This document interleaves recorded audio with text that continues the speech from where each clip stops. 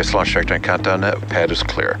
10, 9, 8. Launch auto sequence 7, has started. 6, 5, 4, 3, 2, 1. Go for launch.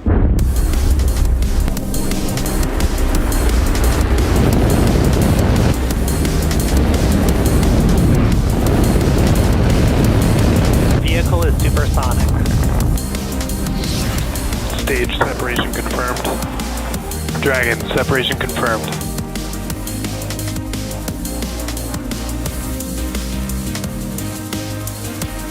Stage 1 is transonic. Landing legs have deployed. And Falcon 9 has landed.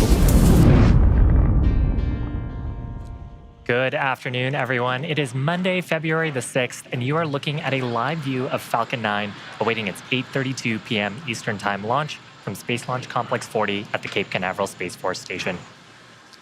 Good afternoon. My name is Shiva, and I'm a space operations engineer here at SpaceX. I'm joining you from our headquarters in Hawthorne, California, and welcome to our live coverage of the Amazonas Nexus mission for our customer, Hispasat. Today's launch marks our 208th overall mission and our 9th launch of this year. Our customer today, Hispasat, is a Spanish satellite communications operator, and they provide connectivity solutions to the Americas, Europe, and North Africa. The Amazonas Nexus satellite that's flying today will serve as a replacement for the Amazonas 2 satellite and will cover North and South America, the North and South Atlantic corridors, as well as Greenland. We're going to have a bit more about the satellite a bit later on in the webcast, but at T-minus 11 minutes, why don't we learn a little bit more about our launch vehicle, the Falcon 9. Good evening, everyone. My name is Ronnie Foreman, and I am a commercial sales manager here at SpaceX. On your screen right now is our Falcon 9 launch vehicle, a two-stage rocket that is designed and manufactured by SpaceX for the reliable and safe transport of people and payloads into Earth orbit and beyond. The entire vehicle on your screen stands just about 229 feet tall, or slightly taller than the towers of Westminster Abbey in England. The bottom two-thirds of the vehicle is the first stage, also referred to as the booster. Its primary objective is to accelerate the vehicle through the Earth's atmosphere to space and then separate from the rest of the rocket. Not only is the first stage the largest part of the rocket, but it's also the portion that we attempt to land on either our autonomous drone ship or back on land for future reuse. On your screen right now, you see today's landing target, our drone ship. Just read the instructions. Reusability is important as it allows us to refly the most expensive parts of the rocket, which in turn drives down the cost of access to space. True to form, today's booster is flying for the 6th time, having previously supported SES-22, ispace's HAKUTO-R Mission 1, and 3 Starlink missions. Moving on up, above the first stage is the second stage, which has a single Merlin vacuum or MVAC engine on board, which ignites after the first stage separates. The second stage is what will carry the Amazonas Nexus payload to orbit. The payload for today's launch is safely enclosed of the 17-foot diameter payload fairing, which is the large barrel structure you're looking at now with the pointed nose on top of the second stage. Made of carbon composite material, the fairing protects satellites on their way to orbit. The fairing is then jettisoned approximately 3 minutes into flight. The fairing halves supporting today's mission are also both flight-proven, with one half flying for the 5th time and the other for its 6th. After separation from the second stage, both fairing halves will return to Earth to be recovered by our recovery vessel, Bob. And lastly, that large truss structure that you see there is the Transporter Erector, or TE. We use it to roll the rocket out to the pad and raise it to its vertical launch position. The TE also routes the vehicle's fluids, power, and telemetry umbilicals from the ground systems to the rocket and the satellite until Falcon 9 takes over on internal power and clears the launch pad. Falcon 9 has been loading propellant since the T-minus 35-minute mark.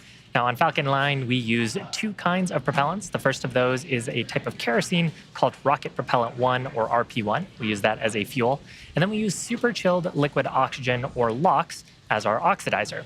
Now, the RP1 is nearly fully loaded on the first stage. The second stage is fully fueled, and liquid oxygen loading is underway on both these stages. We'll complete liquid oxygen loading on the first stage around the T-minus 3-minute mark, and on the second stage around the T-minus 2-minute mark. We've also begun loading helium gas into Falcon 9. We use helium as a pressurant, and we use that to push RP1 and the liquid oxygen to the Merlin engines at the base of the vehicle. Now, around the T-minus 7-minute mark, we'll hear some callouts about engine chill beginning on the Merlin engines. That's where we flow a small amount of that super chilled liquid oxygen into the Merlin engine's turbopumps. And that's ahead of the full flow of liquid oxygen as we perform liftoff and fire those engines. Finally, we've got the Transporter Erector retraction that's coming up around the T-minus 4.5-minute mark. We pull away the Transporter Erector slightly from the vehicle. That's to provide clearance for Falcon 9 to lift off. And as we get to T-minus 0, it'll pull away further with ground hydraulic systems. Engine chill has started. There's the call out there for engine chill. So now at the T-minus 7-minute mark, Falcon 9 continues to look healthy. The payload is on internal power, also looks healthy. We're tracking no issues on the range, and weather, although you can't quite see from the video, is a 95% chance of go today. But if for some reason we don't launch today, we do have a backup opportunity tomorrow starting at 5:32 p.m. Eastern Time. As Shiva mentioned earlier, our mission today is Amazonas Nexus for our customer Hispasat. Amazonas Nexus is using the Spacebus NEO platform developed by Telos Alinea Space and will have an innovative all-electric propulsion system on board, Stage 1 RP1 making load it is complete. a lighter satellite and therefore less expensive to send to orbit. You may have just heard the RP1 completion call out there on the nets. So now let's take a second to learn more about today's mission and the payload on board Falcon 9.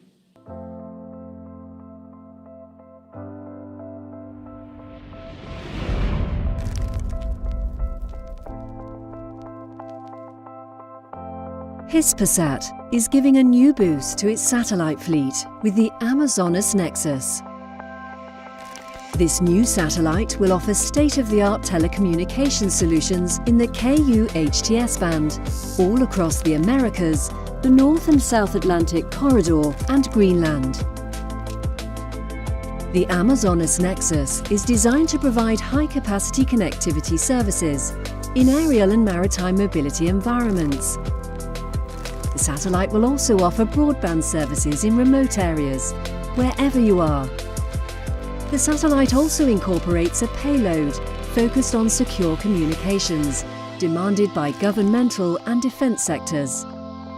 The Amazonas Nexus features a digital transparent processor to increase its geographic flexibility and to adapt to market demands while in orbit. Manufactured by Thales Alenia Space on a Spacebus NEO platform, the Amazonas Nexus will be located in the 61-degree west orbital position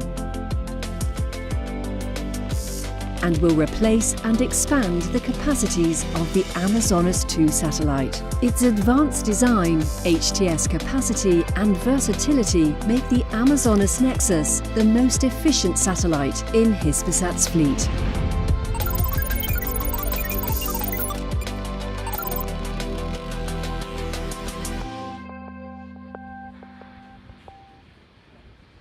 Now we have started the process of transporter erector retract. You can see that the clamp arms have begun to open around the second stage, and we'll see here the transporter erector slowly pull away from the rocket. It'll pull away slightly, and then as we get to T-0, we'll actually see it clear the way even further as Falcon 9 lifts off.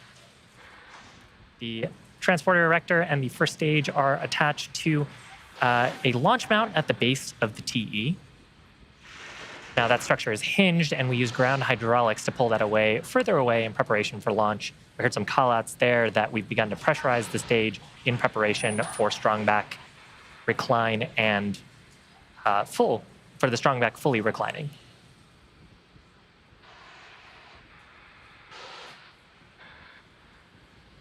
We're about 20 seconds away from our next major milestone. That'll be liquid oxygen loading complete on the first stage, followed around the T-2 minute mark by a similar call out on the second stage. When we're fully loaded. LOX load is complete. Oh, there we go. Call out for first stage, LOX load complete. Now, when we have full propellants loaded on Falcon 9, Stage we've got Pogo. about 1 million pounds of both RP1 fuel and liquid oxygen. And you see some clouds forming around the first stage and the second stage. Those are totally normal. The liquid oxygen that we're loading is extremely cold, and as those tank skins end up coming into contact with the moist Florida air, water vapor condenses around them and produces clouds around the vehicle. That produces that white-looking gas around Falcon 9.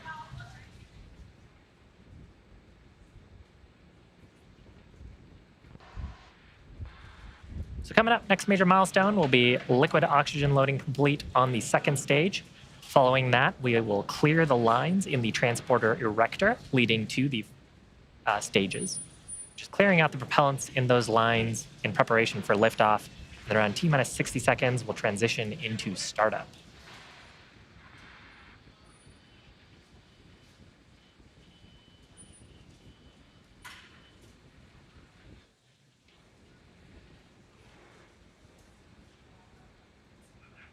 Now, startup means that Falcon's... Stage 2 LOX load is complete.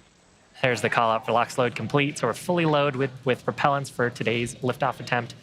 Now, in startup, that means that Falcon 9's flight computers will have taken over the launch countdown. They'll continue to have control of the vehicle through the rest of the mission. Then at T-minus 2 seconds, we'll hear a call out, we'll see the Merlin 1D engines ignite for liftoff.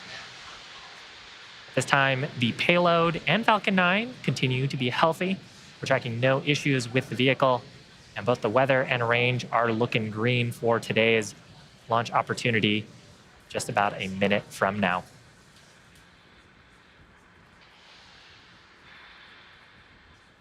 Falcon 9 is in startup.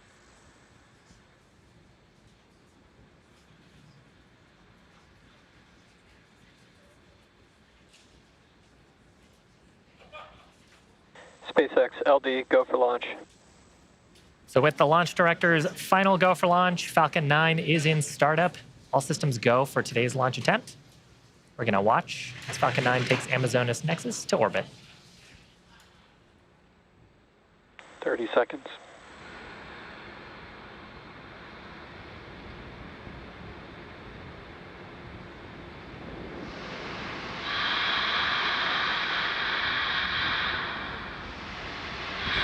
Seconds. 10, 9, 8, 7, 6, 5, 4, 3, 2, 1. Lift off.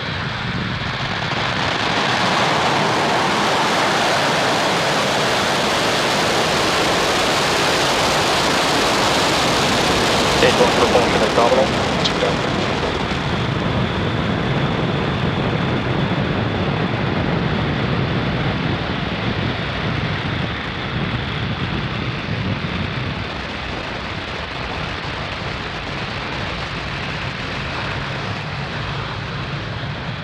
We're at T plus 30 seconds into flight. Falcon 9 successfully lifting off from Pad 40 at Cape Canaveral Space Force Station, and we're carrying the Amazonas Nexus payload on board. Now we've begun tilting the engine, that's called gimbaling, and we've begun to turn the rocket horizontally away from Power the and telemetry pad. nominal. That is called a gravity turn. And we're still going up, but we're also heading away horizontally from the launch pad. We just throttled down the Merlin 1D engines in preparation for our next event. That's the point of maximum aerodynamic pressure on the vehicle, point of highest stresses during ascent.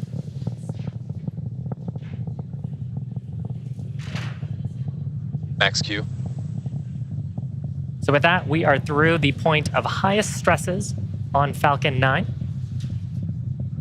Now the next major milestone will be coming up at around the T plus 2 minute and 30 mark.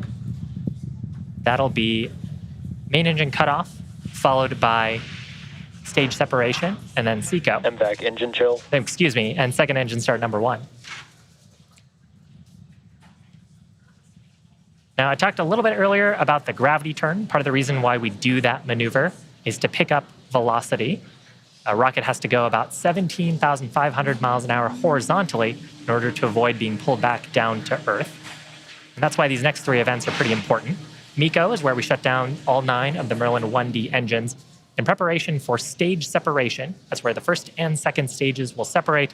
And then we'll start up that Merlin vacuum engine on the second stage for second engine start number 1. It's ultimately the Merlin vacuum and the second stage that will carry the Amazonas Nexus satellite into orbit around our planet. So again, those 3 events coming up in just under 10 seconds.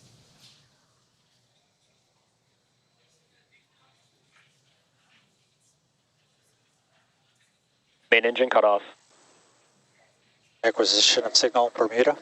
Stage separation confirmed. MVAC ignition. Great views. On the left-hand side of your screen, we're looking up through the inner stage at the second stage. And we've got a view here on the right-hand side of our screen of the Merlin vacuum engine starting its burn. This burn will continue about until the T plus 8 minute mark. Next major milestone will be fairing separation on the second stage. That coming up at about T plus 3.5 minutes. Now that we are outside of most of the atmosphere, we don't need to carry the weight of those fairing halves. So we'll jettison them back to Earth for attempted recovery and reuse on a future mission.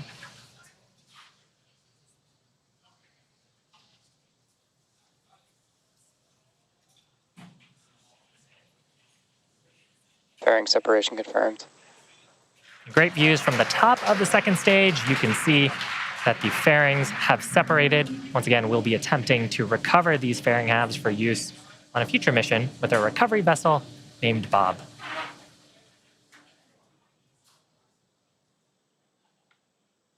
It's just about T+4 minutes into today's mission, and if you're just joining us, we had a successful liftoff at 8:32 p.m. Eastern from our Space Launch Complex 40 in Cape Canaveral, Florida, and you're joining us in the middle of the first of 2 planned MVAC burns ahead of satellite deployment. This is a particularly exciting portion of the mission because we have 2 major events happening right on top of one another. Right now, you've got that beautiful view of the second stage engine burn. And coming up at around T+6 minutes, on your screen, you'll see the first stage's entry burn begin. For the entry burn, we will relight 3 of the Merlin M1D engines on board the first stage, starting with the center E9 engine and followed shortly after that by the E1 and E5 engines, which collectively work to slow down the vehicle as it passes back into the Earth's atmosphere. We need to slow down to reduce re-entry forces, which help us recover and reuse the first stage booster. The first entry burn will be one of Not 2 trajectory for both vehicles. scheduled burns for the first stage, and you can hear both vehicles are still on track. During the entry burn, Falcon 9 is decelerating by firing those Merlin engines, but we're still moving really fast. This causes the vehicle to fly through Merlin's exhaust gases, also called the rocket plume. And this deposits a layer of soot on the surface of the vehicle. That soot comes from the carbon-based fuel that Falcon 9 uses, and with each flight builds up a little more on the outside of Falcon 9, making it look just a little bit toastier.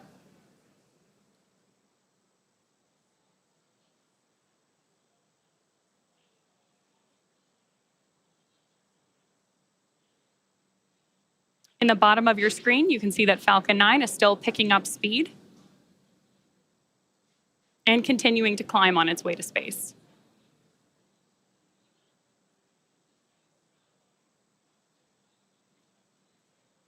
Stage 1 entry burn startup. There we heard the call out that our entry burn has begun. Stage 1 FTS is saved. If you're just joining us, on the left-hand side of your screen is the first stage re-entry burn, and on the right-hand side, we have the second stage on its way to orbit.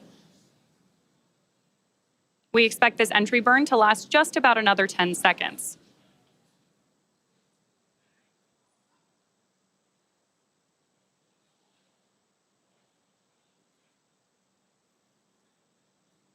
Stage 1 entry burn shutdown. There we have confirmation of stage 1 entry burn shutdown. Reusability is key to lowering the cost of spaceflight, which enables more investments in critical scientific research. The Falcon 9 first stage on your screen that is supporting today's mission is about to perform its final entry burn for the 6th time, previously having supported SES-22, ispace's HAKUTO-R Mission 1, and 3 Starlink missions. Today's landing target is our drone ship.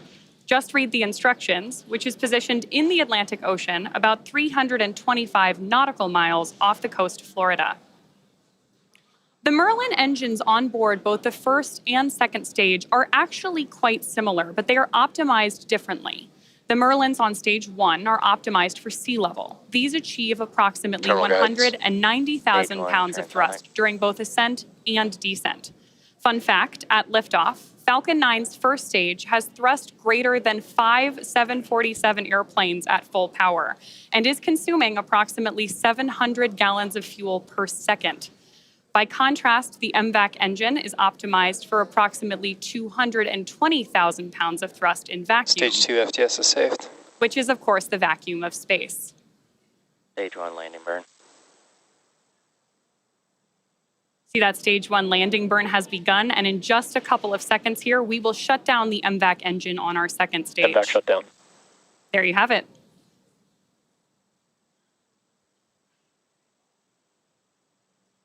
Now we're Stage 1 landing leg deploy. just awaiting confirmation of nominal orbital insertion for the second stage. Nominal orbit insertion. Good call-outs there.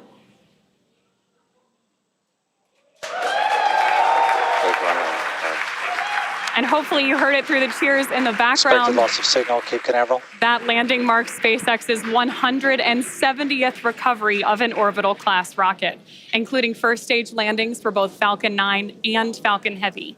Of course, the mission isn't over yet. The second stage is now embarking on its first coast phase. After the coast phase, we will light the MVAC engine for a second time at around T plus 26 minutes. We'll see you back here before then. In the meantime, enjoy the space tunes.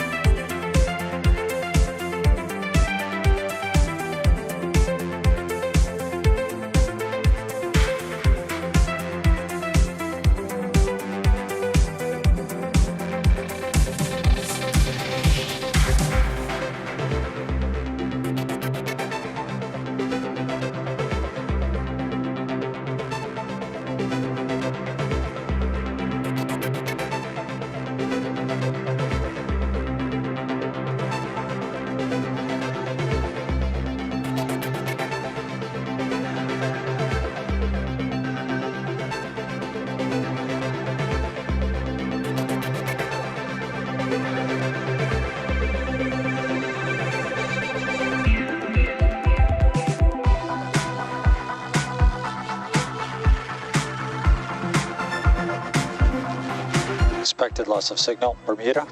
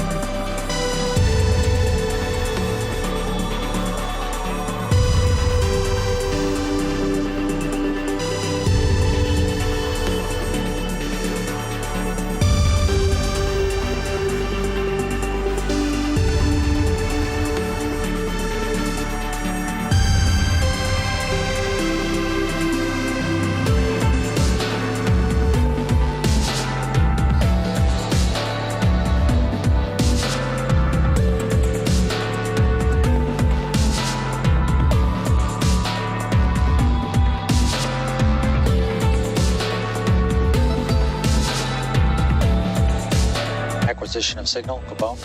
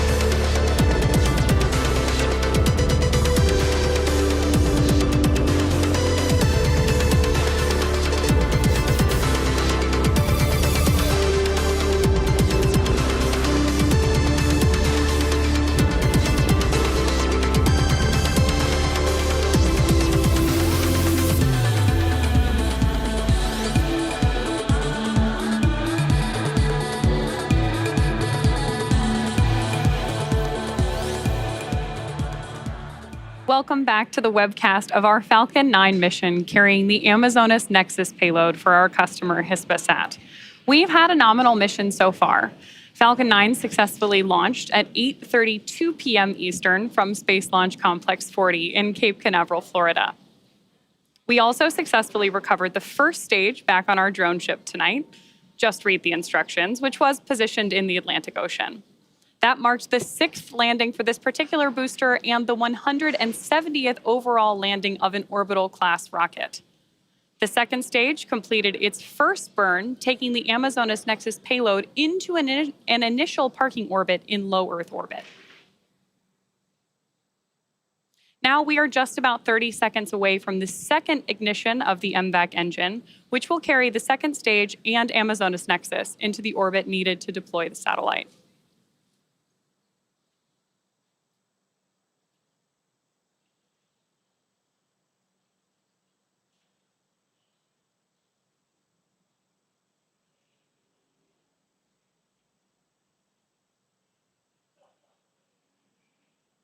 There you can see on your screen that we've had reignition of MVAC on board the second stage.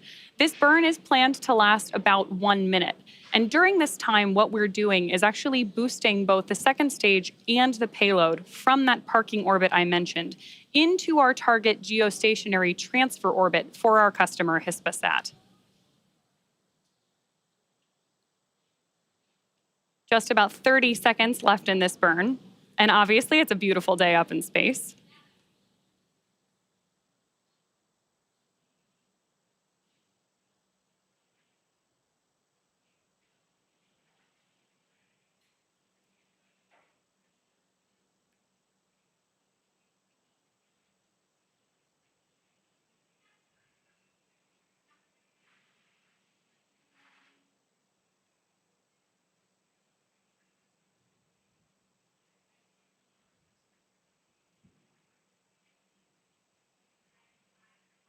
There on your screen, we had second engine cut off too, and we were waiting for a confirmation of good orbit from the nets.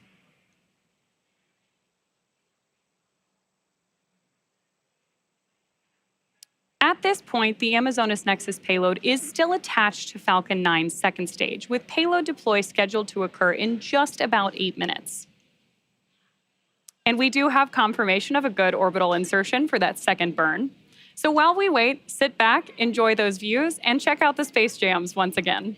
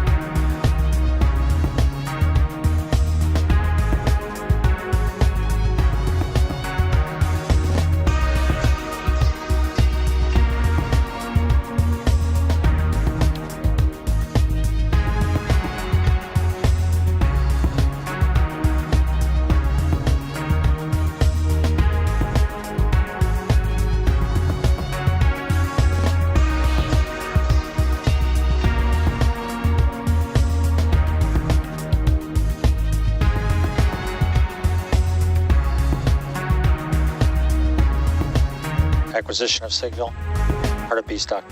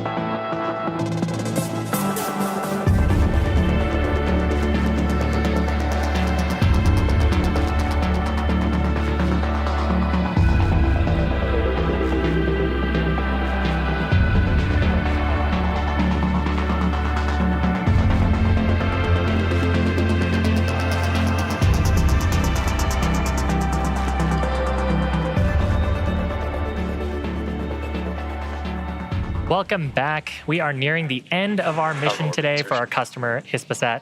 About 7 minutes ago, we had successful completion of our second burn on the second stage. And Expected loss of signal, Gabon. coming up, we have our final milestone for today's mission, which is payload deployment. That's coming up at about T plus 35 minutes, 44-ish seconds into today's mission. Now, as a reminder, the Amazonas Nexus satellite will serve as a replacement for Amazonas 2 and will provide coverage for North and South America, Greenland, and the North and South Atlantic corridors. The Amazonas Nexus satellite has an all-electric propulsion system that makes it a lighter satellite and reduces the cost of putting it into orbit. And following deployment into this geosynchronous transfer orbit, the satellite's going to exercise a few of its systems to get into its final operational geostationary orbit. So coming up next, major milestone is payload deployment.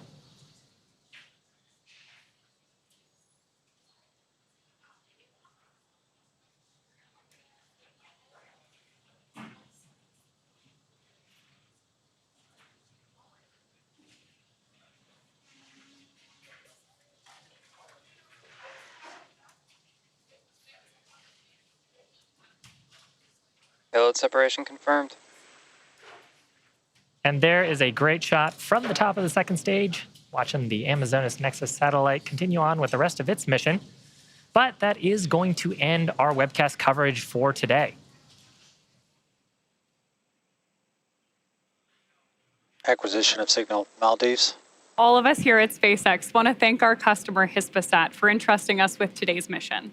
We also want to give a shout out to the Range and Federal Aviation Administration for supporting today's efforts. Today's launch concludes our 208th overall SpaceX mission to date and our 9th launch just this year. Thank you for tuning in. We'll see you again soon.